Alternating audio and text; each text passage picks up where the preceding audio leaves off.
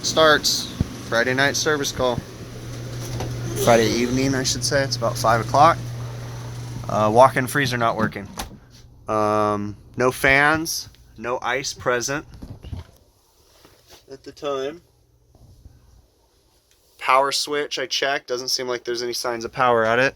And their frozen liquids are liquid, not frozen. So this thermometer says it's about 33 degrees inside the box right now.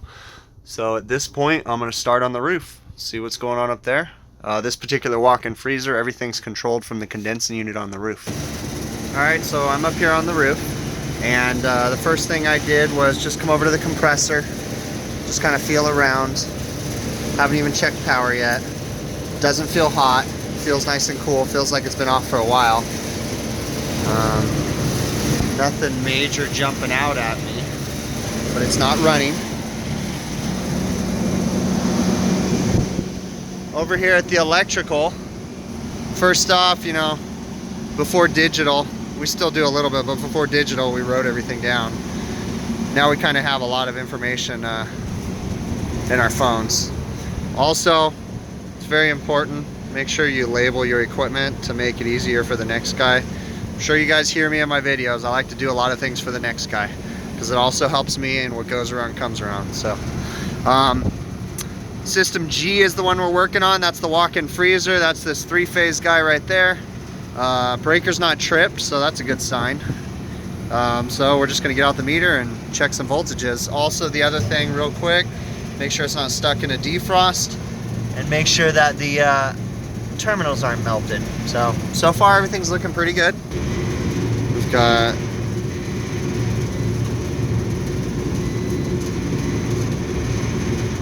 three-phase power coming into the contactor. That's a good sign. That means the breaker's not tripped. We've got no voltage coming out of the contactor. Let's go over to our defrost clock, the N terminal to line 1, 208. So that means our clock has power. Okay. This is an 814520. So now we're gonna go from N to 3. That's the defrost terminal. We have no voltage. That's a good sign because the clock isn't in defrost. And then from N to 4, we have 208. So this defrost clock is telling the system to run. Something is not allowing that compressor contactor to come on. If we go over here and look at our schematic, we follow it down. Our compressor contactor, let's see, there's our compressor contactor 3 legs. That's C7 is the contactor coil. C7 is powered right here, and it looks like line voltage comes in, goes through a discharge sensor, goes through a high pressure, a low pressure, then goes to the contactor coil. So we need to check and see if any of those safeties are tripped. Somewhere, our problem is somewhere between right here on 135 and all the way up to 137 and out. So we need to get to that compressor contactor coil, which is right here. But we'll just go over here and look at the pressure controls. We'll take a little shortcut. So this is a microset control. It's just a type of pressure control. So we're gonna check across the contacts. And we have 208 volts. That means that we have an open circuit. That means that that pressure control is open, whether it be because of high pressure or low pressure. I really don't think it's because of high pressure, but we will test it. So what we can actually do, if we want to know exactly what it is, we can test the high pressure circuit and we can test the low pressure circuit. So here's the high pressure circuit. We have 0 volts. Let's test the low pressure circuit. Low pressure circuit, we have 208 volts. So our problem is in the low pressure circuit. So the low pressure control on this particular walk-in freezer is monitoring the system pressures. The system pressure is controlled by a solenoid valve downstairs, which is also controlled by a thermostat. So we're going to go downstairs and look at the thermostat and see if our thermostat is calling. If the thermostat is calling, it should be opening up the liquid line solenoid valve and theoretically letting refrigerant up if there's still any in the system. We can also have low pressure. in the system. So we should probably apply service gauges, but since I have to go downstairs to get my service gauges, I might as well check the evaporator and look at the temperature controller first.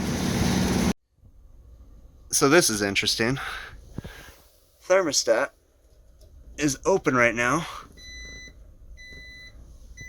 It only has 117 volts. This is a 208 volt circuit. The thermostat was actually closed when I got here. So it was working correctly, telling the system to turn on, but I should be reading 208 volts when it's open. 0 volts when it's closed, that's correct. So there's something wrong here as to why I don't have 208 volts at that thermostat. I should be reading 208. So I opened up this evaporator cover with the temperature controller on it. Here's the control. Look at these limit switches. That's not a good sign. Look at that thing. And then this one over here is pretty bad too. See that top one is swollen out. So that's definitely not good. I'm gonna go turn off the power on the main roof because it still has power right now. And check out that limit switch. So this is a really tight one. That limit switch was a defrost termination switch. So I just went ahead and put wire nuts on the wires for now. We'll get them a new one, but I don't think that has to do with our problem because we're having a voltage issue.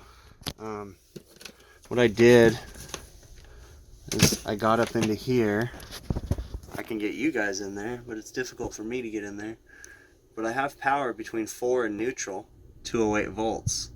So that means that the time clock is sending power down here to tell this coil to turn on. So our problem is getting lost after 4 and neutral. So I got the cover removed for the solenoid valve. So if I check on that valve, I should have 208 volts going to the valve. So we're gonna open that up right now and look in there. This is just at the other end of the coil, the other end where the electrical's over there. So I got the solenoid coil pulled apart and I do not have 208 volts going to it. It's like I'm missing the common because I have 115 to ground on one leg, but I don't have it on the other. So I'm gonna further investigate a little bit more. This one was a tricky little punk ass. Look at that. See that black cable right there? Goes down behind the TXV, comes down below the heater, and look at it. The heater shorted it out. It rubbed up against the heater and melted. That's our power wire. It looks like it melted in 2 places. So I'm gonna go turn off power and fix that. That is a tricky one. Freaking heater, man. Look at that.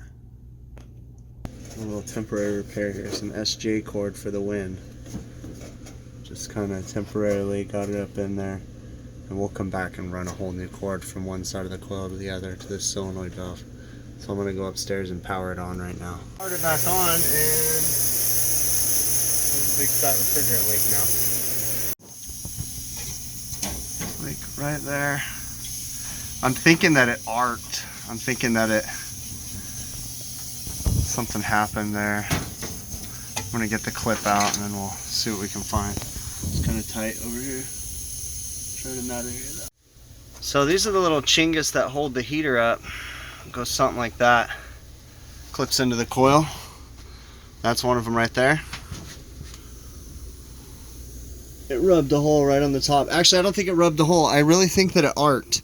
I think that the heater, when that wire shorted out on the heater, I think this is where it grounded. Was right on that. And it blew a hole.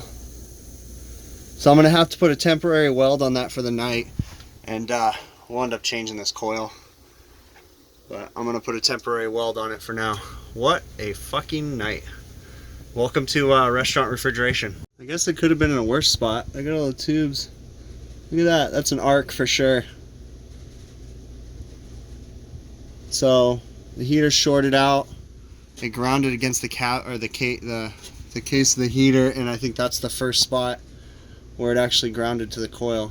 And if you look, these things are rotted out really bad, so the rust probably wasn't letting it. make good contact. So I got the fins cut away. Looks like it arced when it shorted against the defrost heater, which is right there. You can see the little white spot on the heater over there. That's where the wire rubbed against it. So it shorted against that defrost heater. And I believe this was the closest spot that it grounded out, and it arced right on that copper line and blew a hole in it. So I'm going to sand it up and throw a temporary weld on it, and then we'll disconnect that defrost heater just in case it's still shorting out or something. And then we'll get an emergency coil out here next week. Get this thing replaced. A big old fat booger on there. That should hold. Pull a vacuum on it real quick. Put too much solder, but it's okay. I wanted to be sure. Got a nice big booger dripping from it. Save that for the Hall of Fame. I got a weld on it. I'm gonna come over here and disconnect this heater from the circuit so that way we don't get any more arcs. I don't know if you can see it down in there. Yeah, sorry.